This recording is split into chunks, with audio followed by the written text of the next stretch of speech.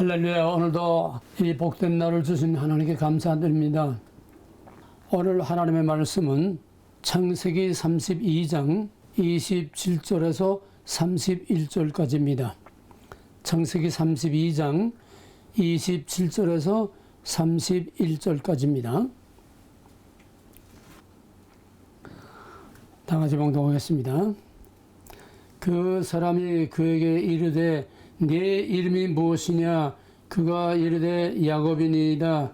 그가 이르시되 네 이름을 다시는 야곱이라 부를 것이 아니요 이스라엘이라 부를 것이니 이는 내가 하나님과 및 사람들과 겨루어 이겼음이니라. 야곱이 청하여 이르되 당신의 이름을 알려주소서. 그 사람이 이르되 어찌하여 내 이름을 묻느냐 하고 거기서 야곱에게 축복한지라. 그러므로 야곱이 그곳을 이름을 브니엘이라 하였으니 그가 이르기를 내가 하나님과 대면하여 보았으나 내 생명이 보존되었다 함이더라. 그가 브니엘을 지날 때에 해가 돋았고 그의 허벅지로 말미암아 절었더라. 마지막 31절. 그가 브니엘을 지날 때에 해가 돋았고 그의 허벅지로 말미암아 절었더라. 네. 기독교란 무엇인가? 오늘 38번째. 해는 왜 동쪽에서 뜨나? 해는 왜 동쪽에서 뜨나?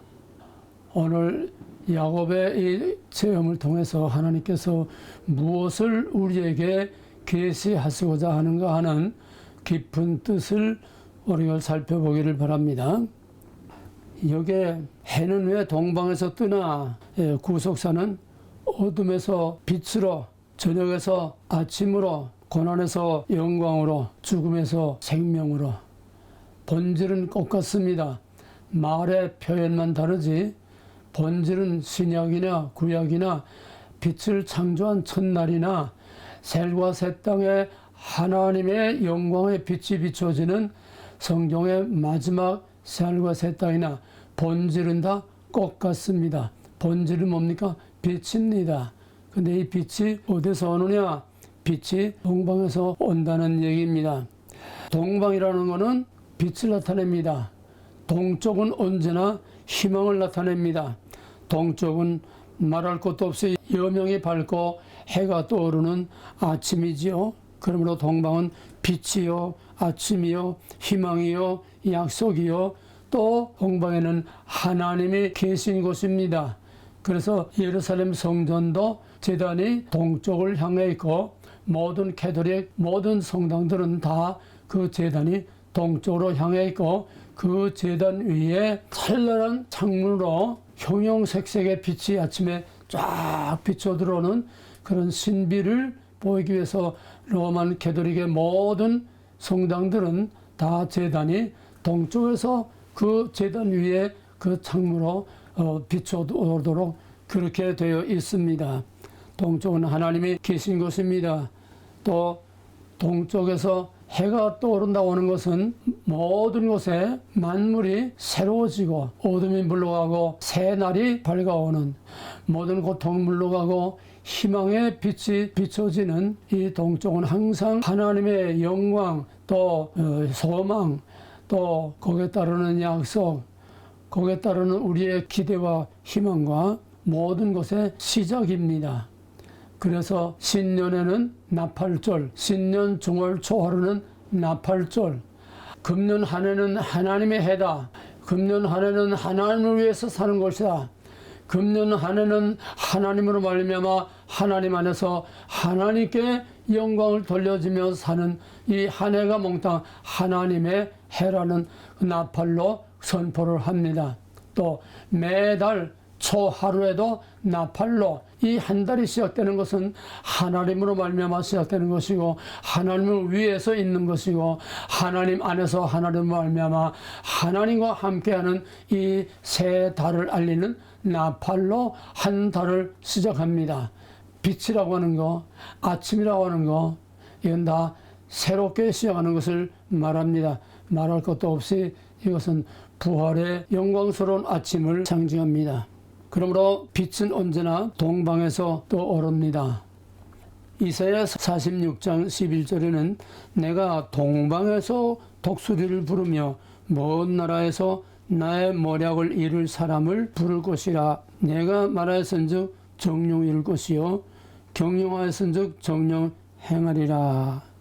이건 이사야가 예언한 것은 이스라엘에 대한 예언입니다. 이스라엘이 바벨론의 포로에 사로잡혀 있지만은 하나님께서 동방에서 독수리를 부르며, 동방에서 독수리를 부르는 건 뭐냐?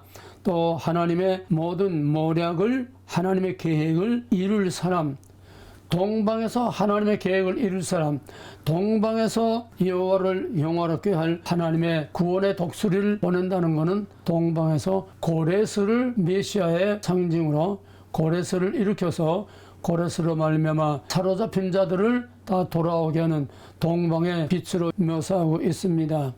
예수님은 말할 것도 없이 동방의 빛으로 동방박사들을 인도했지요. 다 빛은 동방에서 오는 것이요, 구원은 동방에서 오는 것이요, 메시아도 동방에 오는 것이요. 동쪽과 빛은 항상 이명동이요 분리될 수 없습니다. 그러므로 하나님은 스스로 빛이라고 그랬습니다. 우리는 빛과 아침이라고 하는 것과 동방이라고 하는 것, 오늘 이 본문을 통해서 그걸 깊이 묵상하시길 바랍니다. 여기에 먼저 이 내용 다 잘 아는 거니까 야곱이 천사와 씨름을 해서 밤새 씨름을 하고 오늘 본문대로 당신의 이름이 뭡니까? 또 네 이름이 뭐냐? 다시는 야곱이라 하지 말고 이스라엘이라. 오늘 본문에서 딱 두 가지 중요한 주제를 우리가 잡아야 됩니다. 야곱에서 이스라엘, 야곱이 아니라 이스라엘이라고 하라. 야곱이라 하지 말고 이스라엘이라고 하라. 이건 뭐냐? 이거는 옛사람 야곱이 얼마나 하나님 없이, 하나님도 마음대로 그냥 제 마음대로 그냥 요리저리 그냥 속이고 댕기고, 어머니도 속이고 아버지도 속이고 형도 속이고 삼촌도 속이고 돌아가면 다 속이만 먹고 자기 이득만 취하는 그 야곱이란 말은 약탈자입니다. 발목을 잡는다는 뜻입니다. 뱃속에서부터 자기 형 에서의 발목을 잡고서 먼저 나가려고 그렇게 아주 지독스러운 것이 야곱입니다. 다시 말하면 인간의 방법으로, 인간을 위하여 인간의 모든 욕심과 탐욕을 그냥 수단과 방법을 가리지 않는 가망이 없는 그 인간의 모습을 나타냅니다. 쉽게 말하면 우리 타락한 인간의 모습이라고 할 수 있죠. 그런 야곱을 이제는 야곱이라 하지 말고, 야곱이라 하지 말고, 야곱이 죽었어, 야곱은 없어, 야곱은 끝났어, 야곱의 때는 끝났어, 이전 모든 너의 삶 다 끝났어, 그런 가치관과 그런 수단과 방법은 끝났어, 이제는 너는 야곱이 아니라 이스라엘이라 하라. 이스라엘이라는 것은 하나님의 거룩한 약속의 이름입니다. 쫄뚝거리면서 떠나는데 그가 떠날 때에 해가 돋았더라. 이스라엘, 야곱에서 이스라엘, 그가 환도뼈가 부러지고 그 다음에 그가 쫄뚝거리면서 갈 때에 해가 돋았더라. 똑같은 주제입니다. 야곱에서 이스라엘 뭡니까? 옛 언약에서 새 언약입니다.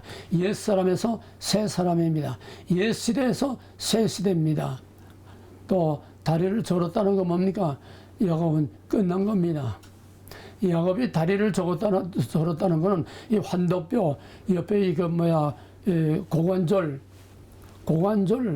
여기에 치면은 쫄뚝거리고, 지금 신경통도 이 고관절 좌골과 이 고관절에서 신경통이 오는 거 아닙니까? 그러면 쫄뚝거립니다. 그걸 쳤다고 하는 것은 야곱의 주권이 끝난 거고, 이젠 야곱이 자기로 말미암아 자기를 위하여 자기의 모든 것 소유를 삼는 욕심과 탐심으로 살던 과거의 이런 야곱이 이젠 끝났다는 거예요. 야곱은 죽었다는 겁니다. 이젠 야곱이 아니라는 겁니다. 환도뼈를 침으로써 야곱은 끝난 겁니다. 그 다음에 쫄뚝거리면서 어디로 갔습니까? 쫄뚝거리면서 그가 떠날 때에 해가 돋았더라. 해가 돋은 건 뭡니까? 새 언약을 준 겁니다. 너는 옛사람이 아니고 새 사람이다. 이제는 옛사람의 방법대로 살지 말고 새 사람. 그러면 구속사의 가장 중요한 핵심 교리가 창세기에서 개수까지 다가 아닙니까?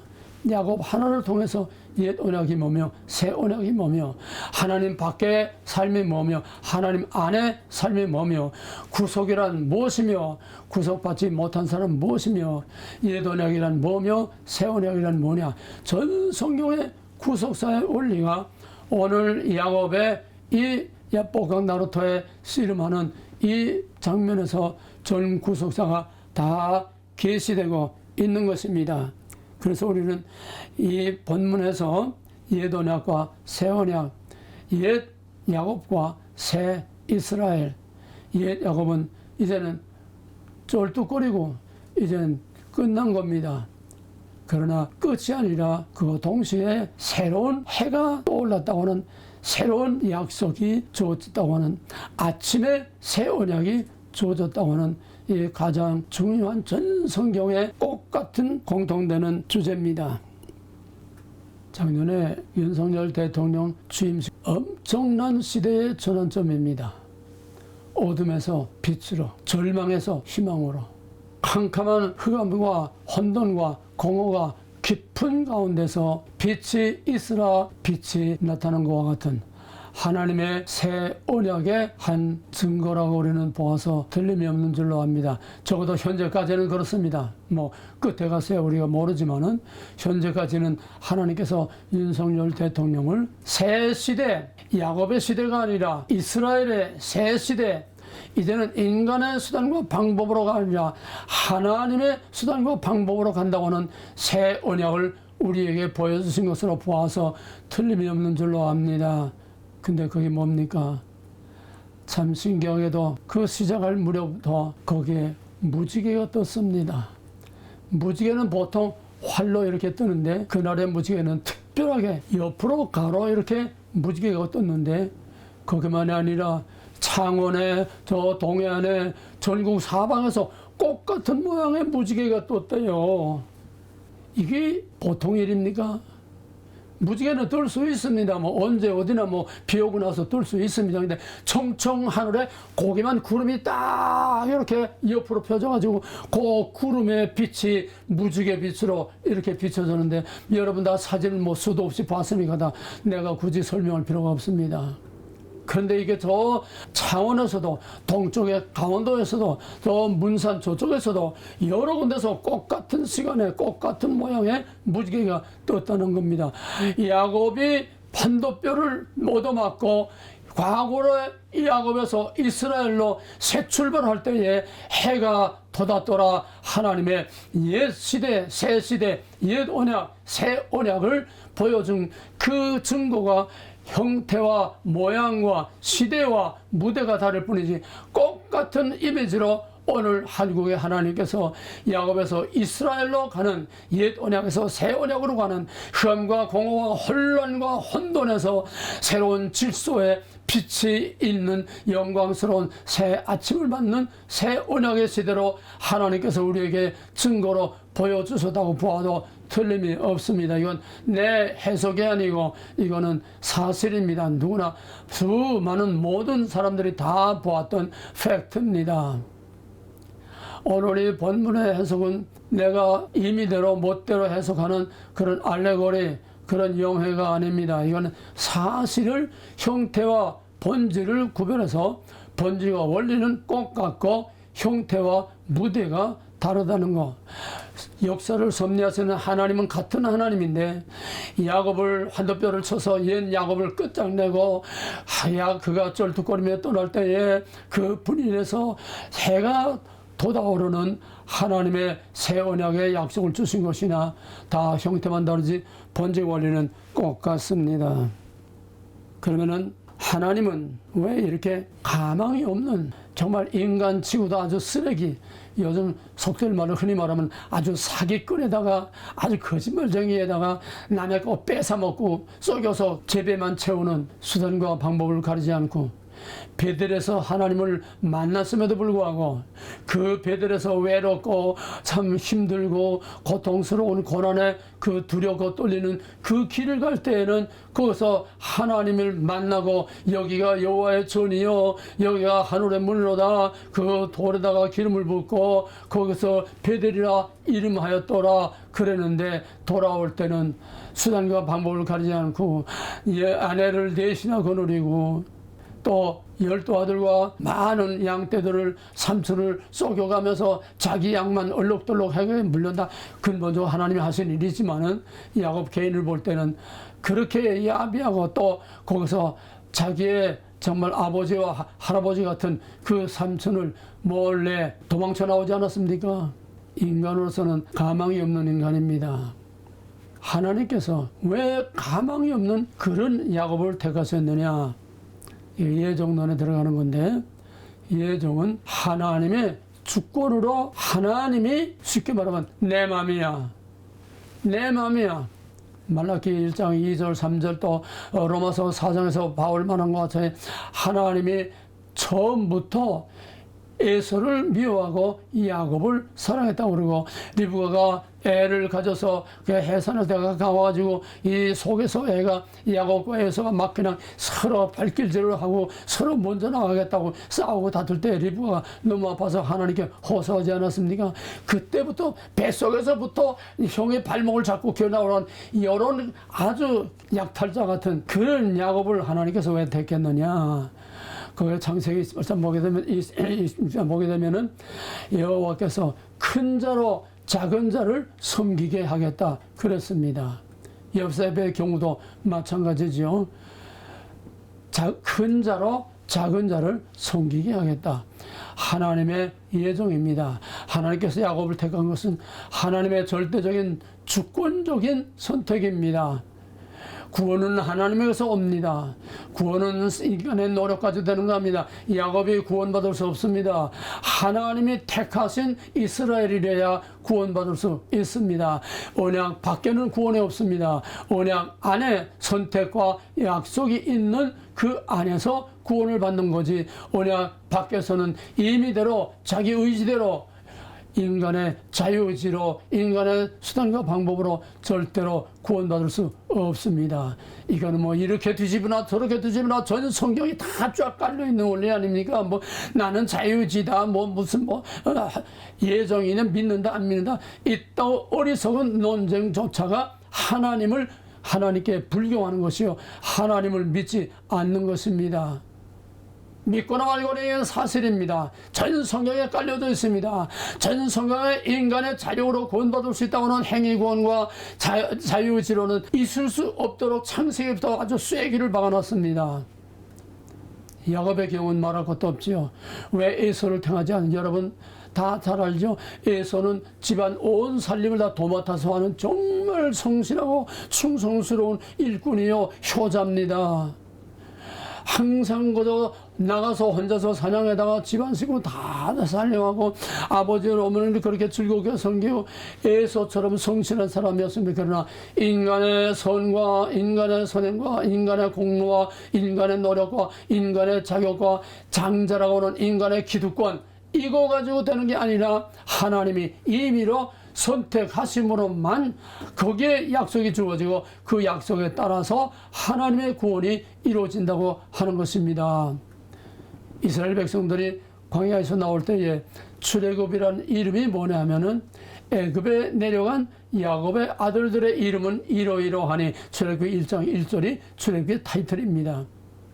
애굽에 내려간 야곱의 아들들이 뭡니까? 아브라함 언약 안에서 이미 야곱의 아들들이 애굽에 내려가서 창대케 돼가지고 다시 돌아오겠다고 하는 아브라함 언약이 이루어진 것을 말하는 것이고 아브라함 언약 안에 있는 자들이 거기서 나오는 걸 말합니다. 물론 거기에 잡족들이 따라 나왔지요. 잡족이 따라 나왔지만 잡족들이 따라 나와서 자꾸 곤못을 충동질하고 타락하게 만들고 자꾸 딴소리하고 사람들을 막 충동질하고 그랬지. 그 잡족들은 결국 다 광야에서 실제로 죽고 말하지 않았어요. 하나님의 약속 없이 절대로 구원이 없고 하나님의 선택 없이 절대로 구원이 없습니다. 그러나 이 예정과 선택은 하나님의 주권적인 통치권 행사요. 하나님의 주권과 하나님의 권위로 하나님의 자유의지로 하는 것이지 거기에 인간의 자격이나 인간의 노력이나 인간의 수고나 인간의 어떤 자질이나 전혀 구원에는 상관이 없다고 합니다. 전적 부패, 무조건적 선택. 칼빈의 오대강령은 이게 성경에서 나온 거지 칼빈이 만든 게 아닙니다. 인간은 스스로 구원받을 능력이 없습니다. 야곱의 선택에서 우리는 더 설명할 필요가 없지요. 에서를 미워하고 야곱을 사랑했다. 신명기 7장 6절, 7절, 8절을 보게 되면은 거기에 이스라엘을 내가 택한 거는 너희들이 수요가 많고 그 민족이 아주 훌륭하기 때문에 내가 택한 것이 아니라 너희가 모든 민족 중에 가장 작은 민족, 보잘것없는 맨 꼬레비, 요셉과 같은 맨 꼬레비이기 때문에 장자 에서 대신에 야곱을 택하듯이 내가 너희를 택했다는 겁니다. 그리고 그 다음에 하나님이 임의대로 자격이 없는 가장 불충스러운 야곱을 택한 적으로 가장 미미한 그 이스라엘을 하나님께서 택하신 것 같은 뿐만 아니라 하나님이 그들을 택하신 하나님의 주권만이 아니라 하나님이 그들을 택하신 이유가 뭐냐? 그 다음에 그 8절에 나옵니다. 내가 그들을 사랑함으로. 하나님의 사랑은 두 가지입니다.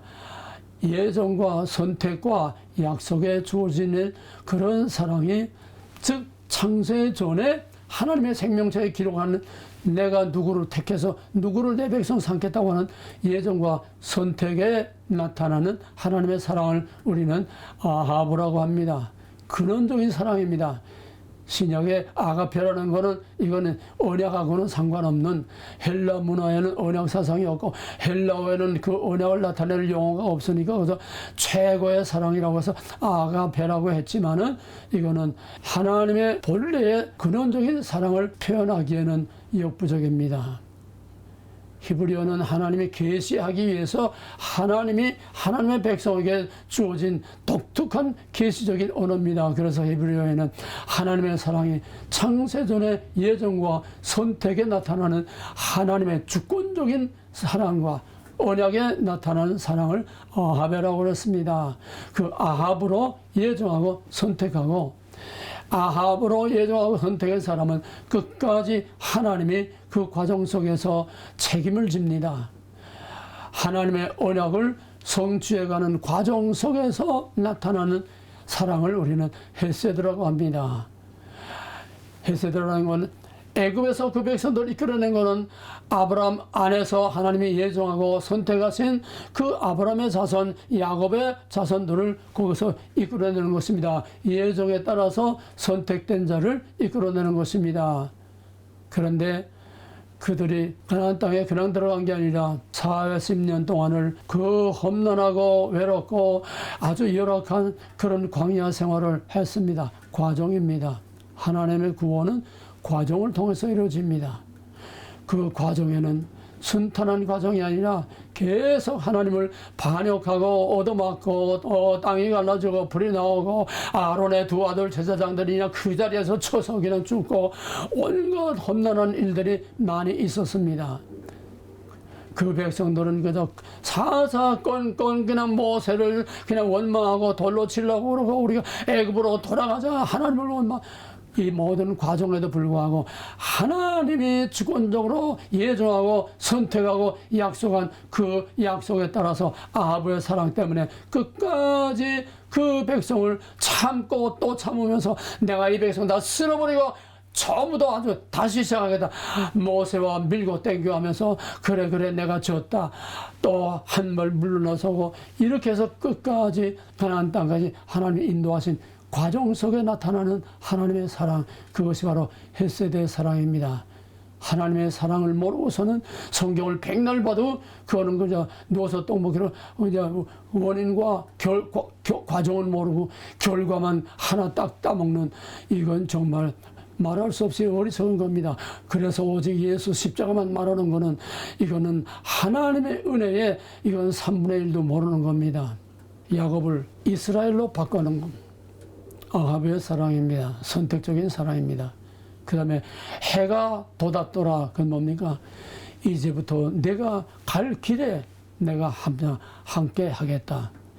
야곱이 밧단아람으로 에서와 아버지의 낯을 피해서 밧단아람으로 갈 때에 그 밤에 꿈에서 하나님이 나타나서 하늘의 사다리가 놓이고 천사들이 오르내리고 거기에 하나님이 야곱에게 창세기 28장 15절에서 내가 말하리 내가 네게 허락한 것을 다 이루기까지 내가 너를 버리지 않으며 떠나지 않으며 내가 너로 반드시 이 땅으로 돌아오게 하리라.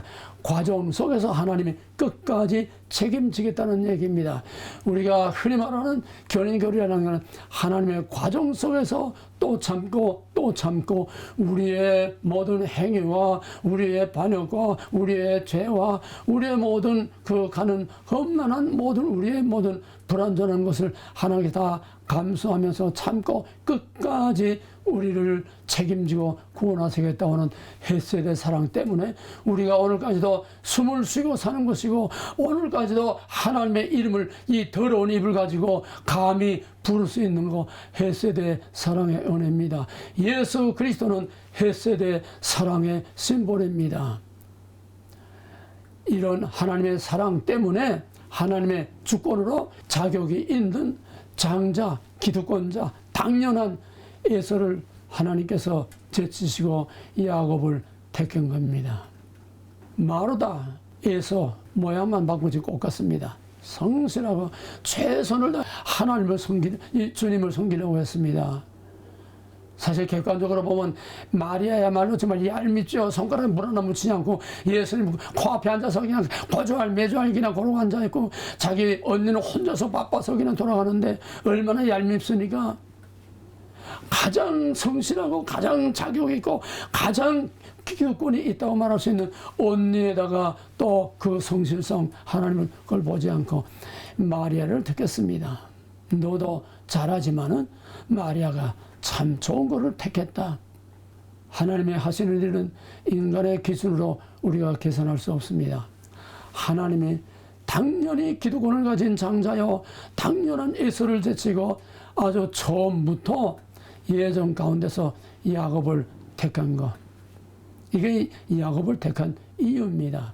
하나님 자신의 주권과 하나님의 사랑과 하나님 자신의 영광 받기 위해서 하나님의 자유의지로 택한 것입니다. 그러면 뛰어넘어서 무대를 바꿔서 오늘 한국을 하나님께서 택해서 윤석열을 통해서 새 시대, 오늘 이 시대 우리의 야곱, 오늘 우리 대한민국의 오늘 이 시대의 야곱, 이 시대의 야곱의 때를 끝내고 이제 이스라엘로 하나님의 새 언약의 표시로 우리를 이스라엘이라고 하나님께서 인정하셔서 해가 돋았더라. 대낮이니까 해가 돋을 거 없잖아요. 그러니까 무지개로 보여준 거예요. 이건 보통 일이 아닙니다. 하나님께서 야곱을 택했듯이 하나님께서 지극히 작은 자격이 없는 이스라엘을 택했듯이 세계에서 가장 작은 나라, 그것도 허리가 잘린 나라, 환도뼈 맞은 거나 허리 잘린 거나 뭐가 다릅니까? 그럼에도 불구하고 해가 돋았더라. 하나님께서 한민족을 마지막 이스라엘로 쓰시기 위해서 하나님께서 이 민족을 택하여 야곱과 같이 새 언약으로 우리에게 쓰시고 우리 한민족을 하나님께서 택해 주셨습니다. 지금 세계 역사가 엄청난 지각 변동을 일으키며 말하자면 지구 전체가 그냥 몸살을 앓고 있습니다. 과거에서 미래로 가는 전환점에서 그 전환기의 모든 온갖 악순환 고통과 옛고가 새 곳이 그냥 갑자기 바뀌는 게 아닙니다. 그 과정 속에서 엄청난 갈등과 혼란과 그 카오스와 같은 그런 상황에 거쳐서 광야를 거쳐서 새하늘과 새 땅이라고 하는 약속의 땅에 들어가게 되는 것입니다. 약속만 주어졌다고 거저되는 게 아니에요. 오늘 대한민국에 하나님께서 택하시고 대한민국에서 세계 열방이 막 뛰어나는 지금 대한민국은 떠오르는 태양입니다. 정말 사람들이 상상할 수 없는, 이해할 수 없도록 막 그냥 대한민국에 떠오르는 거 말도 못해요. 국내에 들어오면 윤석열이 잡아먹으려고 그냥 수단이란 방법을 가지고 온갖 그 더러운 사탄의 발톱이 막 그냥 얼굴을 한키고 온몸을 한키고 가족이고 뭐고 그냥 다 잡아 죽이려고 지금 끌어내리려고 수단과 방법을 가리지 않고 있지만은 밖에 나가면은 우리 대한민국은 떠오르는 태양입니다. 우리 대한민국은 쩔뚝거리면서 떠오르는 태양으로 하나님의 언약을 나타내는 하나님의 새 언약의 증거로 온 세계에 나가면은 그렇게 세상이 다 열광을 하고 부러워하고 대한민국에 떠오르는 위상의 대통령도 막 떠오릅니다. 놀라운 일입니다. 이건 절대로 역사상 있을 수 없는, 절대로 이건 우연히 있을 수 없는, 하나님 안에서 역사란 우연이 없습니다. 우연이란 하나님 앞에 없습니다. 하나님의 주권적인 통치권 행사로 하나님이 임의대로 이끌고 가는 것입니다. 동방에서 해가 돋았더라. 동방에서 새 시대를 알리는 새 언약의 증거로서 동방에서 빛이 비춰오는 건 동방은 빛이요 동방은 하나님이 계신 것이요 하나님은 동방에서 온다고 그랬습니다. 구원은 동방에서 온다고 그랬습니다. 에스겔서는 간단합니다. 에스겔을 환상 중에 예루살렘 성전으로 끌고 와서 야 이걸 좀 봐라 하면서 그 온갖 우상들이 그냥 뭐 가정각색의 우상들을 다 만들어 놓고 해계망측한 직도를 이스라엘의 70인의 장로와 제사장들이 오만 못된 짓을 하는 그런 카오스의 상태를 야곱의 상태를 보여주고서 그 다음에 여호와의 영광이 거기서 떠납니다. 어디로 떠납니까? 성전의 문지방에서 그룹에서 떠올라서 성전의 문지방에서 성전의 문지방에서 동문 밖으로 떠납니다. 그 다음에 에스겔 40장에 와서 하나님이 새로운 성전을 지으라고 에스겔에게 환상으로 설계를 다 해주고 그 다음에 43장에 오게 되면은 여호와의 영광이 성전이 새 성전이 다 이루어질 때에 여호와의 영광이 돌아옵니다. 여호와의 영광이 떠났던 문이 예루살렘 동문입니다. 바로 예루살렘 성전과 직접 맞닿아 있는 예루살렘 성의 동문이 여호와께서 나가셨습니다. 나가신 그 문으로 여호와께서 다시 돌아왔습니다. 동문으로 돌아왔습니다. 동쪽에서 돌아왔습니다. 그러고서 에스겔에게 말하기를 이 문은 폐쇄해라 닫아라. 이거는 유일하신 하나님이 나갔다 들어온 하나님이 들어온 그 문이기 때문에 거기서 왕 외에는 아무도 이리로 들어오지 못한다. 이 문을 닫아라. 그런데 그 문을 누가 들어갔냐면 왕만이 들어갈 수 있다고 그랬어요. 그 왕이 누구냐? 만왕의 왕으로 오신 예수 그리스도께서 나귀를 타고 그 동문으로 들어갔습니다. 이 문이 언제 닫혔습니까? 예수님이 들어가고는 다시 그 문으로 나오지 않았죠. 그래서 그 문을 하나님이 닫았습니다. 언제? 9세기에 이슬람이 810년, AD 810년 이슬람이 예루살렘을 다 정복하고 그러고서 810년에 그 문을 닫았습니다. 그런데 십자군 전쟁 때에 거기에 들어가서 그 닫힌 동문을 다시 열었습니다. 이건 인간의 수단과 방법으로 열은 겁니다. 하나님이 들어가시고 예수님이 들어가시고 왕이 들어간 외에는 아무도 못 들어간다고 닫으라고 했는데 이 로만 캐톨릭의 십자군 전쟁에 열었습니다. 그러나 하나님의 명을 어긴 그 문이 그냥 열려 있을 수 없습니다. 1187년에 이 문이 무슬람에 의해서 다시 닫혀서 지금까지 닫혀 있습니다. 그럼 그 문은 언제 열릴까요? 주님이 다시 오실 때 열리는데 미안하지만은 주님이 오실 때는 육신으로 그 동문으로 나귀 타고 들어가는 게 아닙니다.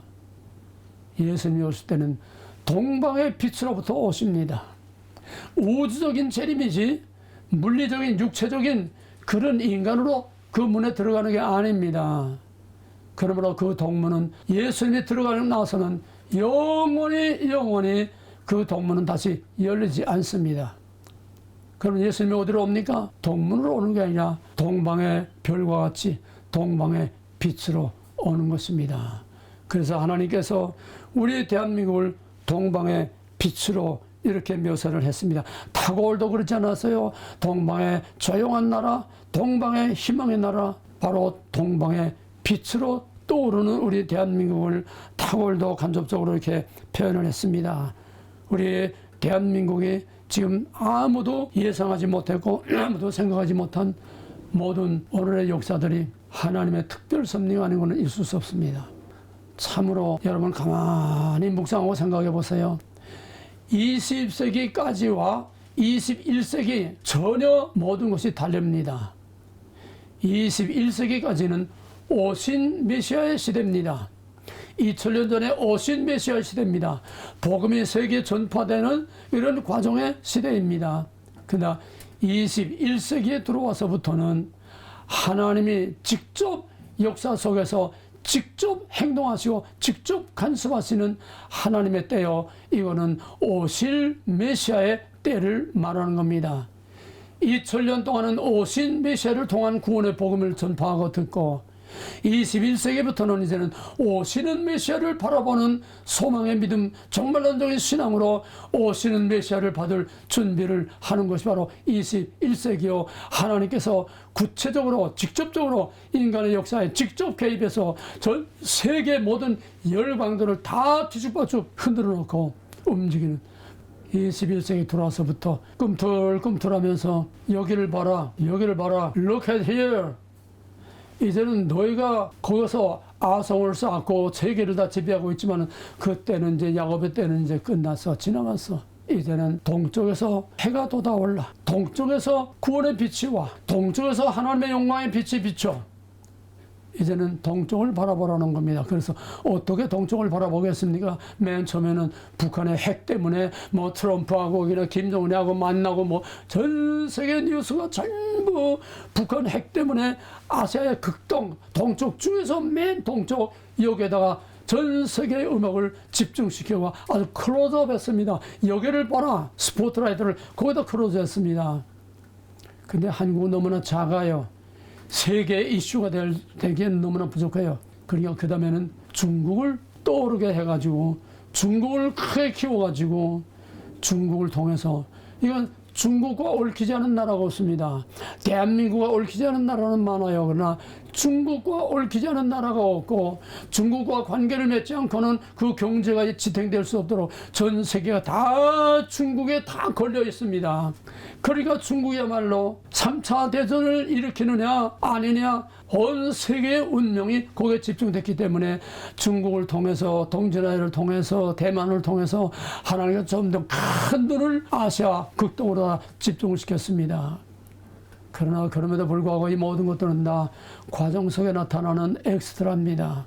하나님의 관심, 하나님의 초점, 바로 코리아의 하나님의 관심과 초점을 거기에 맞추고 있습니다. 우크라이나 전쟁, 이스라엘 전쟁, 그건 다 엑스트라입니다. 왜?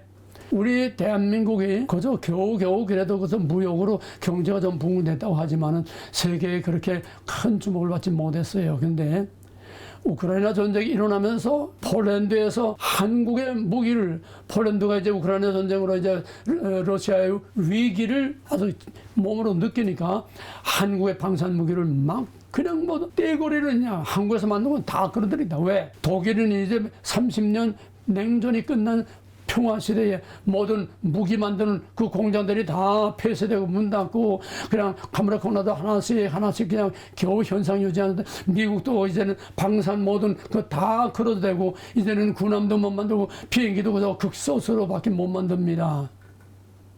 근데 한국은 주문하자마자 18개월 만에 그냥 딱딱 그냥 들어가는 거예요. 독일의 탱크 주문하는 5년, 6년, 10년 걸립니다. 미국의 비행기를 주문해도 5년, 7년, 8년 걸립니다. 한국은 그냥 주문하자마자 그 해가 가기 전에 그냥 딱딱 가요. F-50도 그냥 주문하자마자 벌써 딱 들어갔어요. 전 세계가 깜짝 놀랐습니다. 한국은 모든 기술, 모든 무기 전부 다 만들어 놓고 있다가 하나씩 꺼내는 것 같다고 그래요. 왜 한국이 이렇게 떠오를까요? 우크라이나 전쟁을 통해서 한국의 방위 산업으로 그냥 막 뛰었습니다. 이제는 독일도 절로 가라, 스웨덴도 절로 가라, 미국도 절로 가라. 이제 전 세계에서 무기는 뭐 잠수함이건 뭐 그게 뭐 탱크든 그게 뭐 자주포든 비행기든 이제 전부 다 코리아 전 세계가 지금 독일에서도 주문하고 노르웨이에서도 주문하고 전부 다 독일의 탱크 갖다가 함대 안 해요. 독일의 탱크 가지고는 안 돼요. 이제는 미국도 한국의 탱크와 한국의 자주포를 이제 미국에서 한국의 F-50 경공격기를 미국에서 이제 수입하게 되겠어요. 한국 없이는 이제는 국가를 방해할 수 없는 상황까지 가서 전 세계가 전부 코리아 로봇으로 지면서 서로 경쟁적으로 그냥 그래서 어떤 나라나 선금을 줘가면서 그냥 왜 시기를 앞당기려고 하나님께서 러시아를 통해서 우크라이나 한번 쿡쿡 쑤시면서 전 세계를 전쟁의 위기로 몰아넣으니까 그 전쟁의 위기와 혼란 가운데서 코리아를 방위 산업을 통해서 막 그냥 그저 로켓처럼 막 올라가게 띄워놨습니다. 이 놀라운 사실이에요. 보통 있을 수 없는 사실이에요. 그 전에 코로나로도 한국을 띄웠지요. 그 다음에 모든 의료기술, 모든 신소재, 중국에서 히토리움 뭐 가지고 그냥 뭐 배짱 부리고 갑질도 하니까 한국에서 다 해결해 버렸어요. 이제는 중국이 맥을 못 추게 만들어 놨어요. 중국에서 이거 하나 꺼내 들고 망치질 하려면 한국에서 그거보다 더 큰 걸 만들어요. 이제 맥을 못 쳐요. 이제는 보잉이 한국하고 이제 합작을 해가지고 또 이제 비행기를 또 이제 5세대 비행기를 만든다고 그래요. 한국 없이는 전 세계 동서남북이 살 수 없게 지금 만들어놔서 동서남북 저 태평양에서부터 사방에서 지금 러브걸 우리가 한국이 되겠다. 러시아의 연해준 주지사는 벌써부터 독립선언을 하고 우리가 푸틴 비당한 다 굶어 죽겠다. 이제는 한국을 깨고 한국하고 같이 살아야 되겠다. 우리는 한국이 우리를 다 접수해달라. 지금 난리가 납니다. 전 세계가.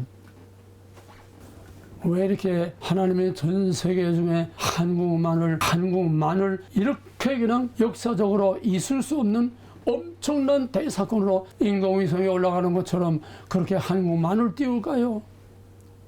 모든 선진국들 기술적으로나 모든 것에 다 앞서가는 선진국들 다 제쳐놓고 한국만을 자꾸 크로즈업하고 한국만을 왜 자꾸 띄울까요? 하나님의 때가 돼서 하나님이 쓰시려고 동방의 빛을 환하게 밝히는 겁니다. 동방의 빛을 통해서 한반도를 한민족을 통해서 어떻게 하려고 합니까? 주님이 다시 오시는 새 언약, 해가 돋았더라 새 언약의 증표로 이스라엘을 통해서 옛 언약의 증거로 삼아서 앞으로 오실 메시아를 예고했습니다. 예수님이 오시니까 그 언약은 끝난 거예요. 새 언약이 아니에요. 예수님이 오시는 거를 예레미야나 이사야나 모든 예언자들이 다 미래에 메시아가 올 거리라고 하는 것을 전부 이스라엘을 통해서 예언했습니다. 예수님이 왔습니다. 예수님이 오시는 거에 그때는 새 언약이었어요. 모세의 옛 언약이 아니라 앞으로 새 언약이 나타날 것이다 예언했는데 예수님이 왔어요. 새 것은 이미 이루어지면 이미 새 것이 아닙니다. 이미 예수님은 오심으로써 새 언약이 옛 언약이 새 언약으로 바뀐 겁니다. 예수님이 하신 새 언약이 뭡니까? 다시 오시겠다는 거예요. Already, but not yet. 이것이 하나님의 전 역사, 전 구속사를 이루어가는 가장 중요한 하나님의 역사 통치 방법이요 구속사의 방법입니다. 아브라함 언약이 다윗을 통해서 이루어졌고 또 모세 언약이 예수 그리스도를 통해서 이루어졌습니다. 옛 언약이 새 언약으로 광야에서 여호수아를 통해서 약속의 땅에 들어가는 요단강 건너감으로써 벌써 옛 언약과 새 언약을 예언했습니다. 모세 시내산에서 첫 돌판을 깨고 둘째 돌판을 다시 새겨서 올리면 옛 언약, 새 언약입니다. 여호수아 1장 1절에서 모세가 죽었으니 이제는 내가 이 백성을 이끌고 약속의 땅에 요단강을 건너 들어가라. 옛 언약은 끝나고 새 언약입니다. 계속 하나님은 옛 언약, 새 언약. 그래서 옛 언약은 다윗의 왕국을 통해서 근본적으로 옛 언약이 성취가 됐습니다. 형태상으로 이스라엘의 전성기가 성취됐습니다. 메시아의 왕국이 형태상으로 성취가 됐습니다. 그러나 already but not yet. 이거는 진짜 메시아 왕국이 아니고 장차 오실 메시아의 왕국의 그림자다. Already but not yet. 아직 새 언약으로 남아 있습니다. 그 새 언약의 학개서 2장에서 지금 초라한 성전이 옛날에 그 화려한 솔로몬의 성전과 비교할 수 없도록 하나님의 영광이 크게 이 스룹바벨의 성전에 가득 차 있다. 뭡니까? 오실 메시아, 오실 참 성전을 얘기한 겁니다.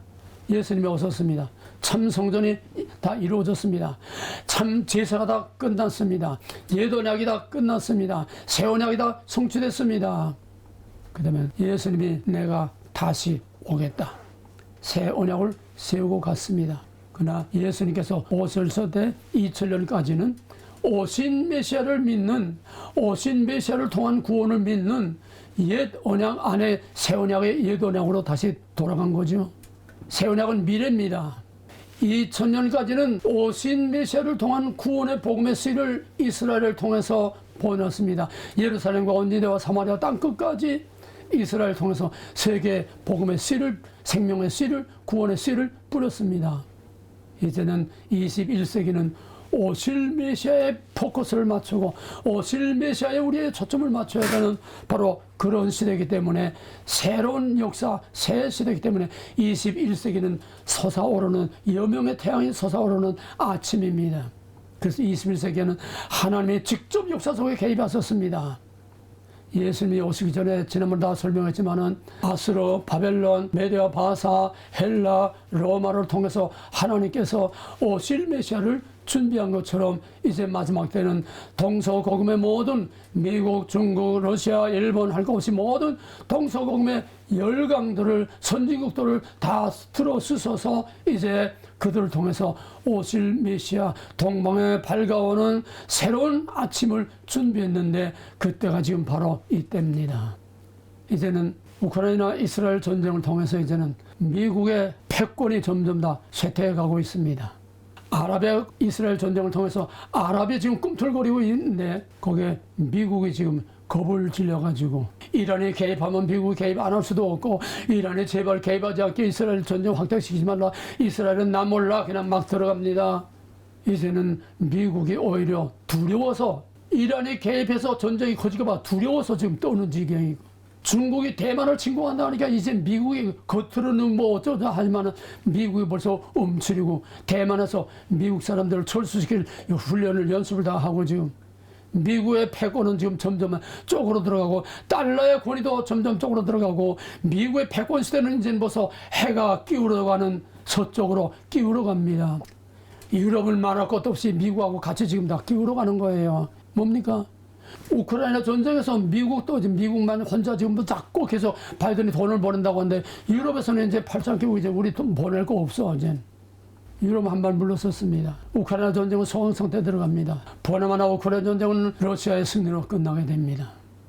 그래서 우크라이나 전쟁을 통해서 미국도 유럽도 점점 더 힘이 약해지고 그 다음에는 마지막 미중 전쟁에서 중국은 중국대로 또 지금 전부 경제가 좀 밑바닥까지 내려가서 지금 오죽하면 그 콧대 센 그 시진핑이 코리아에 무릎 꿇고 제발 좀 도와달라. 이제 너하고 같이 끼고 같이 하지 않으면 우리는 못 살겠다. 지금 아주 엎드려서 한국에 아주 애골복골하는 지경까지 지금 이르렀습니다.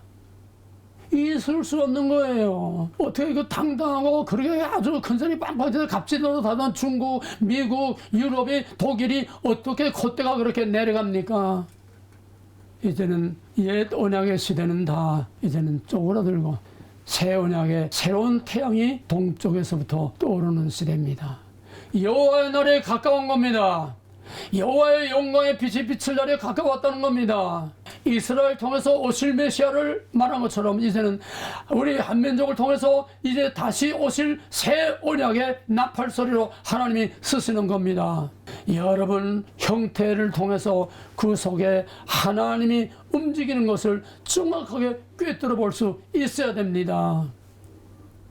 이제 우리는 하나님의 한민족을 통해서 무슨 일을 할 것이냐, 거기에 초점을 맞춰 예의주시하며 하나님의 뜻이 하루로서 이룬 것 같이 땅에서 이 마지막 주님 오시는 길을 예비하는 세례 요한과 같은 그 길을 평탄케 하는 세례 요한과 같이 오실 메시아를 이 마지막 때에 알리는 영광스러운 대한민국으로 하나님이 쓰시기를 위해서 우리는 전심으로 거기에 집중해서 기도하고 준비하고 메시아의 오심을 온 세계에 알려서 대한민국의 영광대에 저 또 올라서 세계 G1까지 올라가서 뭐 G2라고들 그러는데 G2는 배경에서 미국이 제 배경이고 진짜 맨 선두에 맨 정상에 올라서는 것은 대한민국입니다. 전 세계가 대한민국에 의해서 전부 다 움직이게 되어 있습니다.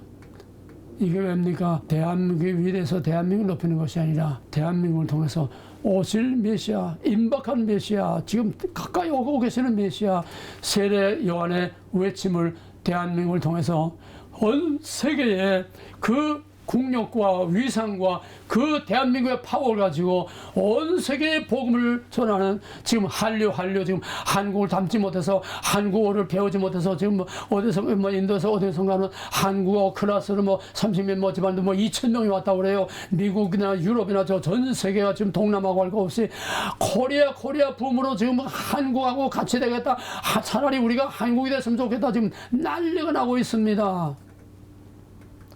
그걸 통해서 우리 대한민국의 마지막 전 세계에 하나님의 나팔 소리를 울려 퍼지며 오시는 메시아를 알릴 마지막 역사의 절정을 이루고 계주 달리기를 말하면 우리가 마지막 주자로서 이 바톤을 마지막 우리 주님에게 갖다가 넘겨주는 역사의 마지막 종지부를 줍는 위대한 하나님의 이 경륜과 계획을 오늘 이 역사에 진행되는 역사적 사실, 팩트, 오늘의 실제 현실을 통해서 이걸 분명히 꿰뚫어보고 하나님의 뜻이 우리를 통해서 이루어지도록 기도하며 하나님의 영광이 우리 대한민국을 통해서 온 세계에 날리고 대한민국 왜 이렇게 됐느냐? 결국은 결론은 하나님밖에 없습니다. 사랑하는 형제들이요, 더럽고 부정적이고 못된 사탄의 그 음모와 계략만 보지 마세요. 하나님은 죄보다도 크십니다. 하나님은 그 모든 불의와 악과 사탄보다 크십니다. 하나님의 사랑은 심판보다도 더 큽니다. 하나님의 의는 이 세상 온 캄캄해도 하나님의 의의 태양은 더 크게 비춰서 어둠을 물리치는 것이 빛이 있으라. 하나님의 창조에서부터 셀과 새 땅에 영원한 빛이 비치는 전 성경을 일관하는 중심 중의 중심 주제입니다. 성경을 큰 눈으로 한눈으로 보고 오늘의 역사를 큰 눈으로 한눈으로 보고 오늘 하나님이 누가 어떻게 세상을 지금 움직이고 어디로 가고 있는지 분명히 보시기 바랍니다. 환도뼈가 부러지는 야곱의 시대는 끝났고 이제는 하나님의 의로운 태양이 떠오르는 새로운 언약의 아침, 새로운 새하늘과 새 땅을 바라보는 영광스러운 아침이 우리 앞에 밝아오는 것을 분명히 현실의 역사 속에서 하나님의 움직임을 볼 수 있기를 주님을 간절히 부탁하고 축원합니다. 이제는 영광 중에 오셔서 다시 영광 중에 오실 만왕의 왕 되신 우리 주 예수 그리스도의 몰아신 은혜와 하나님께서 야곱을 택하여 하나님의 큰 영광을 보인 것과 같이 마지막 때의 야곱, 가망이 없는 우리 한민족 이 야곱을 택하여 하나님께서 영광스러운 오시는 메시아의 새 언약을 알리는 새로운 아침을 알리는 그 하나님의 영광스러운 빛으로 이 대한민국을 마지막 택하여 쓰시는 하나님 아버지의 절대적인 주권과 사랑과 은혜와 영광과 또 우리가 알 수 없는 걸 알 수 있고 볼 수 없는 걸 볼 수 있고 그 어둠 속을 꿰뚫어보게 하시는 성령의 감화감독 역사하시는 은혜가 오늘 깨어있는 하나님의 거룩한 백성들 위해 이제로부터 영원토록 함께 있을지어다. 아멘.